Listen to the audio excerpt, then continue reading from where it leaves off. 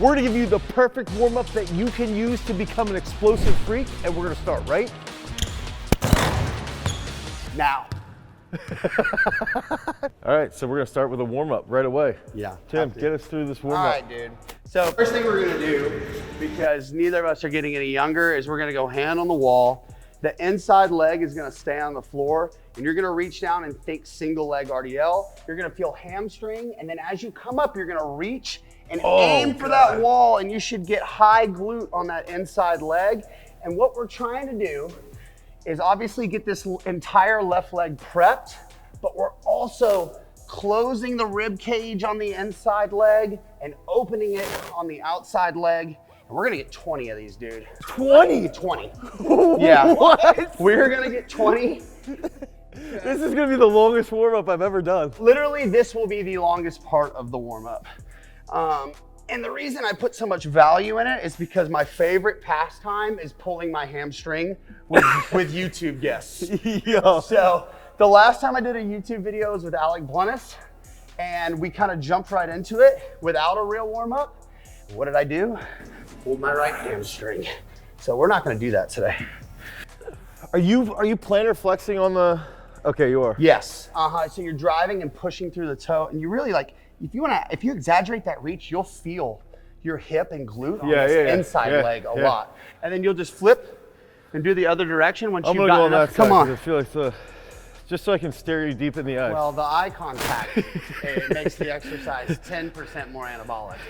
So it's worth it. Oh, Yeah. Oh my God. I know, my right side actually is in shambles. For what? Well, I did Nordics 2 days ago.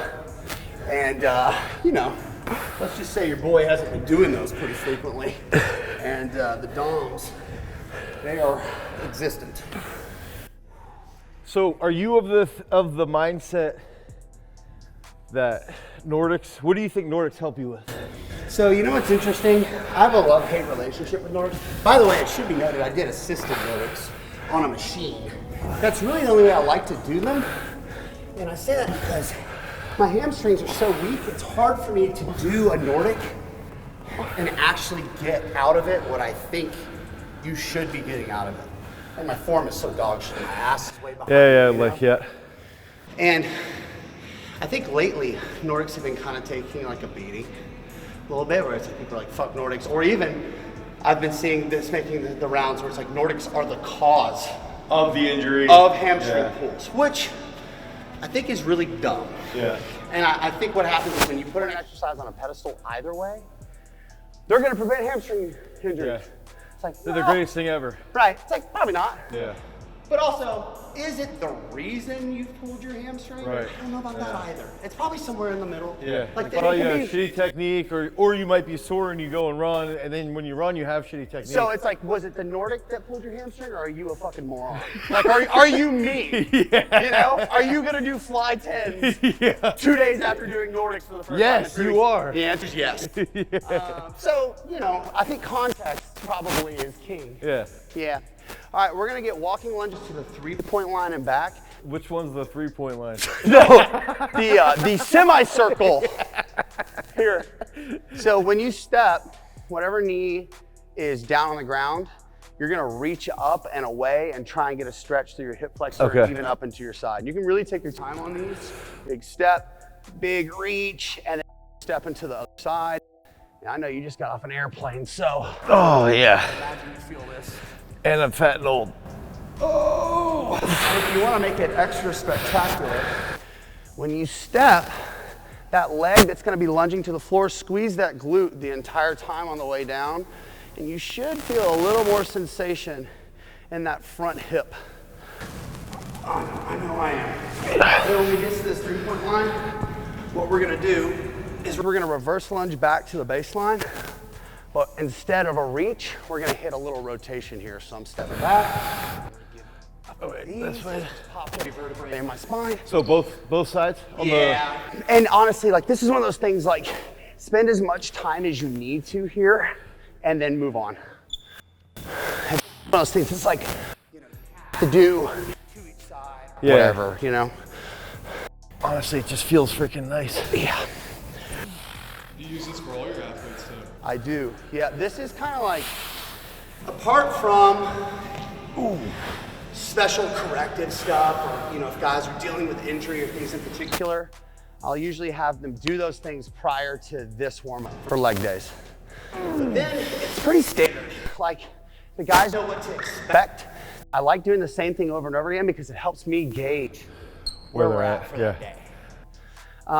Okay, let's go lateral lunges. So we're gonna go to the 3-point line and back again. Okay. And we're just gonna step out, actually try and get a stretch in this adductor, and then bounce to the other side, bring it together, and repeat.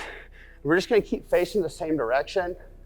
And I like to coach these where people just they do this, they hit a few of these guys. Actually try and get a stretch in that adductor and make the most time in this position.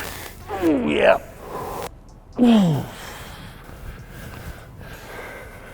Jesus. And then we can head back this way.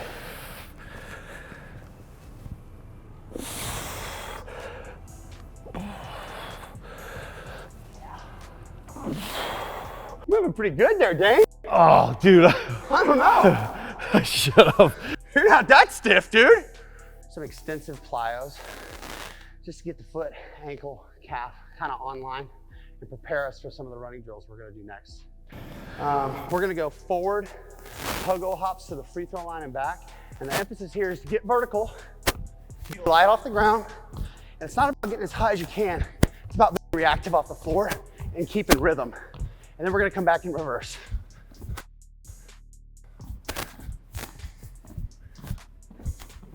I'm feeling surprisingly well, so maybe famous last words.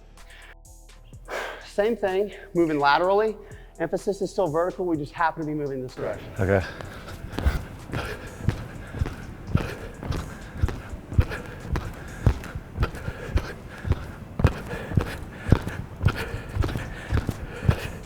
I really hope people who are watching are doing this warm-up.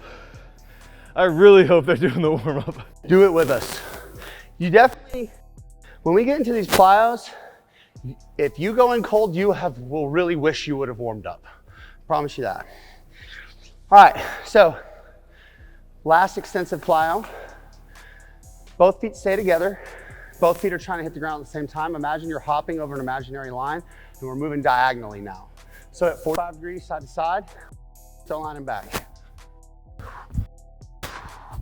Really try and challenge yourself to get more side to side. Just kind of put your ankle. Challenging positions. Go. I noticed going backwards, I was like doing a terrible job. It's just Drifting? Yeah. Like if I was a kid, I'd be like, what are you doing? Get it together. Yeah. All right, so let's do an easy single leg hop to half court and back. And when I mean easy, I'm literally something where you feel reactive and bounce. So don't worry about how high or how far it is. Focus on reacting. I won't, don't worry. Okay, I'm gonna do my right leg first. Don't judge me. I don't know, man, it looks pretty good. I think Dane's sandbagging it a little bit. Here we go.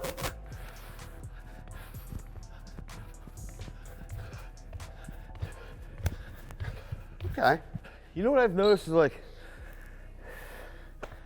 when I was younger, I could feel like the pop, and I still haven't felt it yet. Yeah. That's why I was trying to chug more coffees.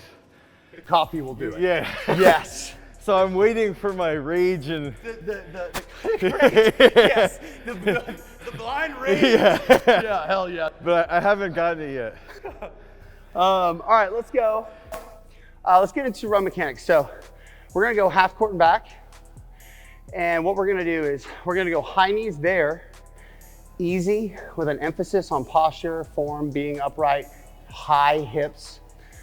Then we're gonna turn around. We're gonna do high knees back to the baseline, but the emphasis is going to be putting the foot down. Oh, okay. Yes. Okay. Okay? So my high knees like that, right here.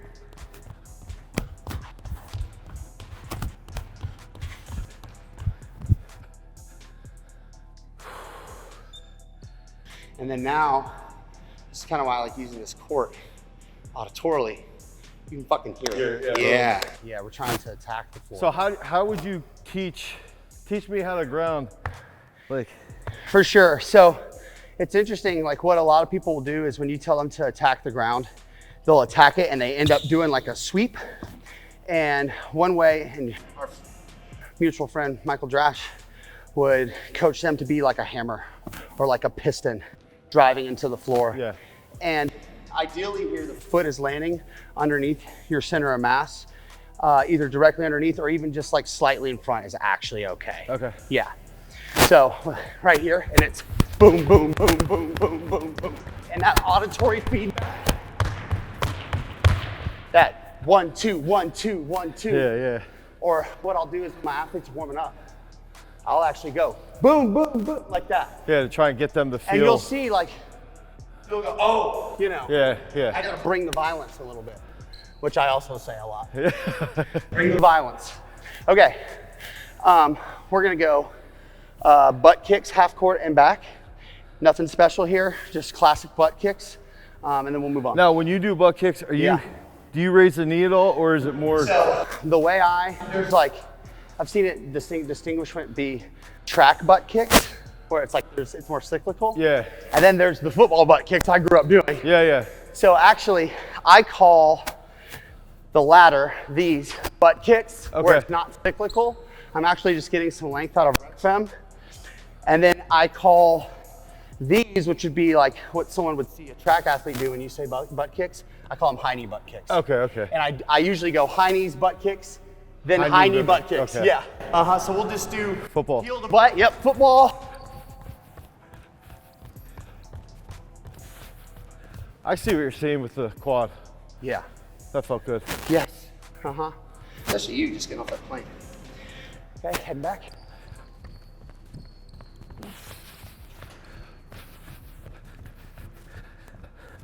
What's up, guys? Our podcast and our channel are sponsored by our own strength training app, Peak Strength. The entire focus of Peak Strength is to provide you guys with the absolute best sports performance app that you could ever imagine. We build out the programs on the back end. We take in all of these different decisions that we learned here on site at Garage Strength so that we can then apply it to you so you can improve your training. So if you guys want to improve your overall sports performance, head over to peakstrength.app, the Google Play Store or the Apple iOS Store. Download Peak Strength. You'll go to a free week of training, and then you can start getting on those gains, get those reps done so that you can become a champion. Now, let's get back to the video. Peace. Oh, good. Tim just said he's gonna run a 4.540 later. A high school 4.5. There we go. Yeah, so like a 4. I maybe got a high school 4.7. Okay. Yeah. What would that be, election? Right now, if I ran a legit, like I have an ankle sprint. I was hurt my Achilles, and then it was my hamstring with Alec Buenas, I told you. But I was consistently running mid-low 4.8s. Oh, that's fucking good, yeah. Legit, too, laser, you know. And my fastest fly time at that time. I was gonna say, I've seen videos of you with the fly. Yeah, dude. Yeah. Most of those flies, like my fastest, I think it was 30 to 40, was 9.4. But I was cooking, Yeah, that's good. That's really good. I can't do that right now, though. That was last summer. Wait, so what do you weigh? I've also put on 10 pounds. Okay. So I just weighed myself, I'm 237. Damn. I know, dude. I know. And you're 6'2"? 6'3". 6'3"? On the dot, yeah. Okay, let's get high knee butt kicks. Okay. Yep. I'll try to do these well.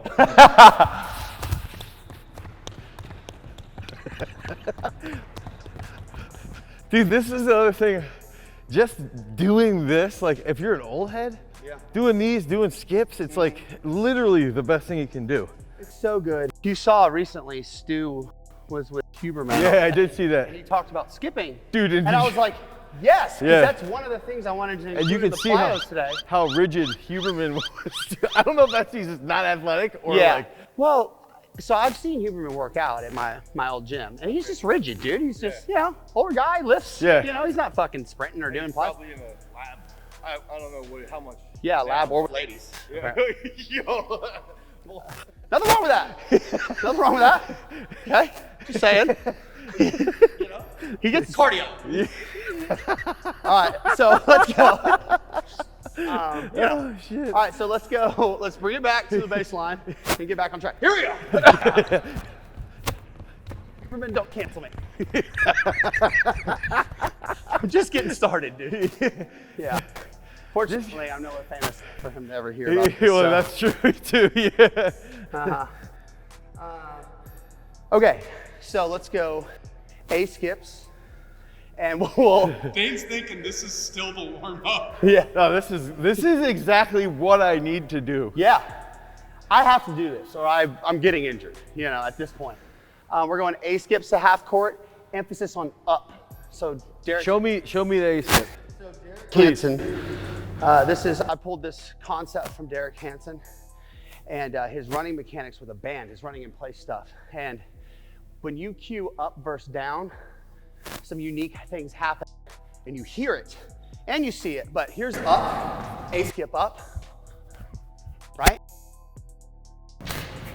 You don't hear much, but then when you cue A skip down, you can,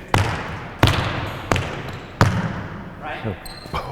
So there's two. Wait, I feel like They're the same movement, but there's two separate intentions. Okay. There's value to both, because there's value in my mind operating in polarities, kind of have just an overall awareness of what you're trying to accomplish in those postures.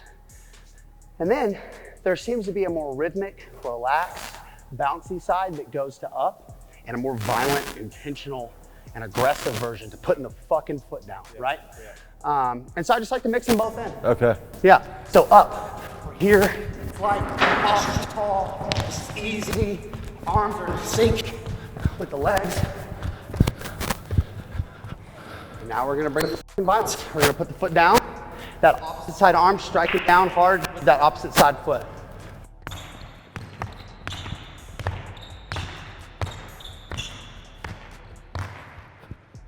It took me like 2 or 3 to find the timing. So what I'll typically do, I kind of spared us, but we'll actually use the whole length of the court. And then you can sort of build in and. Yeah, because it takes time to find rhythm. Yeah. Unless you're doing things frequently. Yeah. Yes. There's a lot of value in longer runs, in my opinion, for people who are trying to learn how to sprint well and sprint efficiently, precisely because of that very reason. Because you get a little feeling for you the get cycle. more opportunity to figure it out, you know? Yeah, and play around with where you're grounding. Yes, dude. Where your posture is. 100%, 100%. Okay, so everybody's favorite, B skips. So this is the out. Ow, yeah, everyone's nemesis. So the goal here is to not kick out. The goal is to think knee up, foot down, knee up, foot down. Yeah. Wait. Yep. Think about putting your foot down faster. Okay. Your rhythm's there. But it's It's quicker fast. down. Yeah, and it's a sweep. So I'm here and it's. Okay. I'll try my best. I'm better than a football guy, but worse than the worst track guy. You know what I mean? Yeah. Maybe like a D3 guy. Yeah. No offense, Jason. Yeah.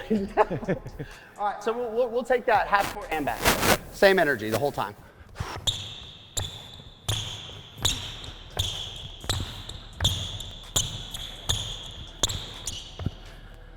I was like hiccuping a little. These take people a while.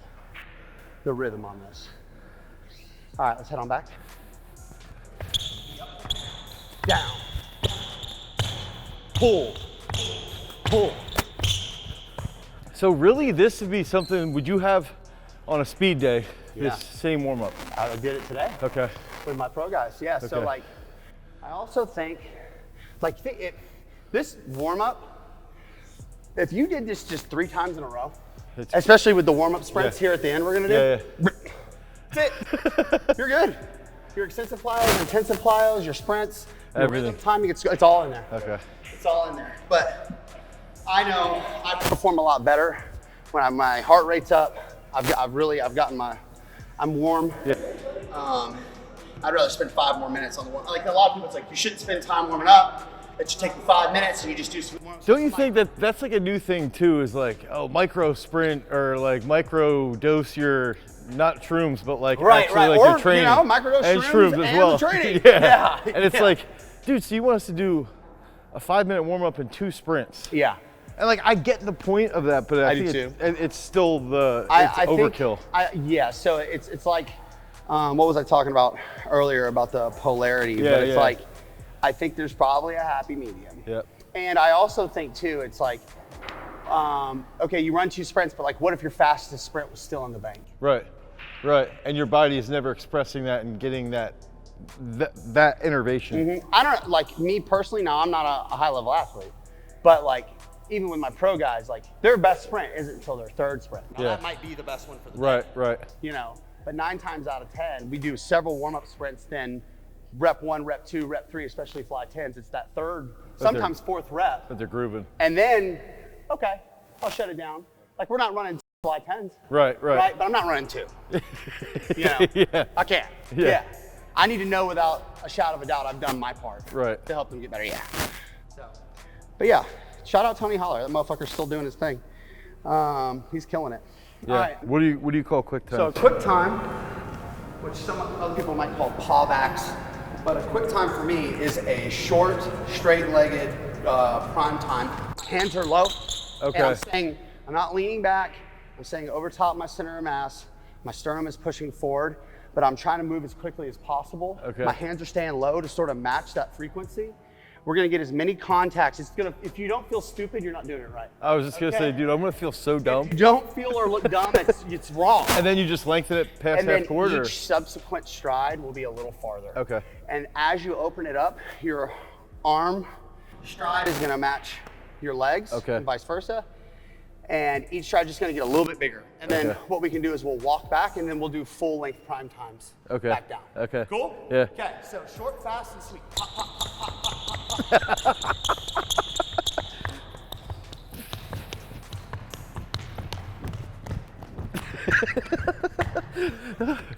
Holy shit. Dude, I gotta do this way more.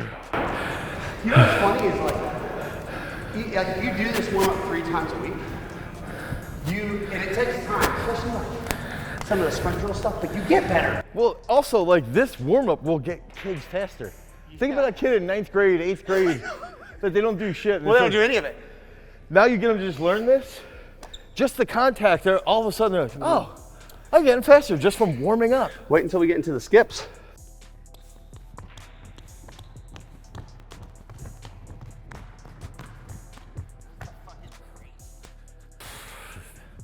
My right ankle feels a little weird. A little tight? Just a little bit in like the front of it. A little pinchy? Almost like one of those where if you like cracked it, it would go away. Oh, yeah. It's like weird. All right, so we're gonna get skips. I ran 7.5 miles yesterday, so I'm a little, Did you a actually? little stiff. You did? Yeah. What an animal. What pace? Oh, like 920s, No, slow. still, I mean, dog listen, shit slow. I had a local influencer here make me run a mile with him. It's like the thing he does.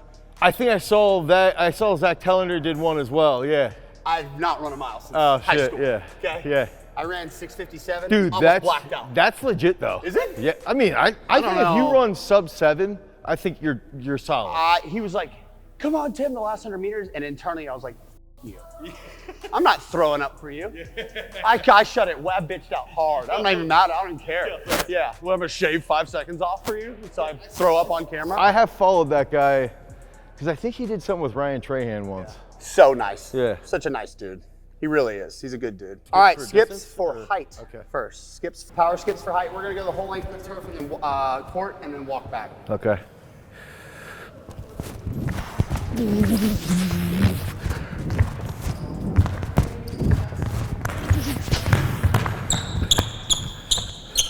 If my legs were a little more fresh, I could get some show-off footage of me throwing some alley-oops, yeah. There's a PDF ebook, like vertical jump Bible, maybe.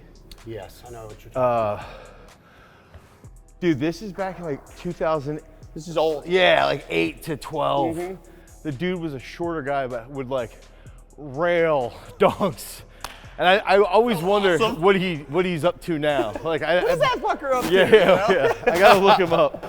All right, hey, skips for distance. Okay. So look, I'm not saying this is gonna happen to you. I'm just saying a lot of people fuck this up. So what happens is they get a few skips and then they turn it into a bound.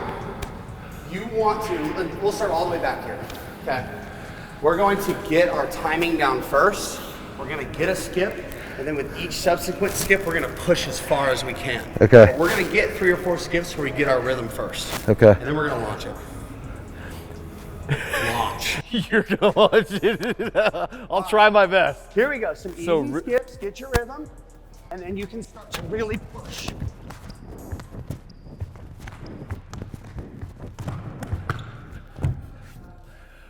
I felt somewhat athletic on that one. It looked athletic. Somewhat. You relax, try and keep your head and eyes down and push out. Okay. 70%.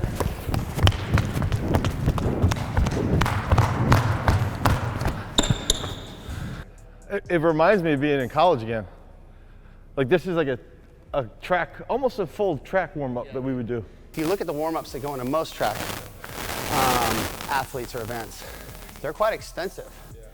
And that's in an effort to put you in a position to get the most out of your training, to express yourself and whatever for the physical test. Right, and the way that I view training myself, no matter what athlete I'm working with, is I'm trying to train athletic qualities. Yeah.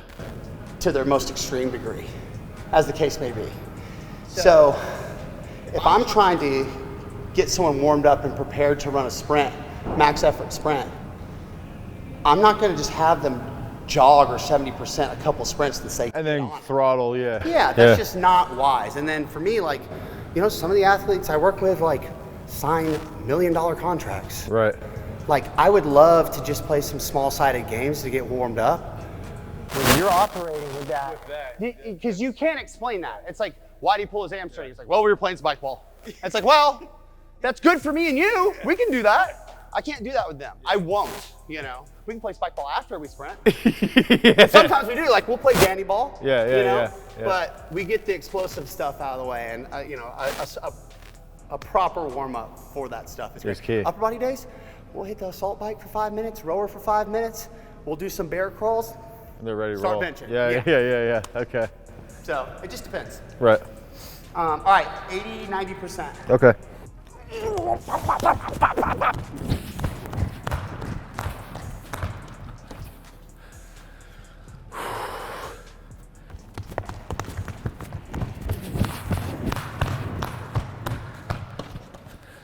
Oh. Oh yeah. Now we're ready to do athletic shit.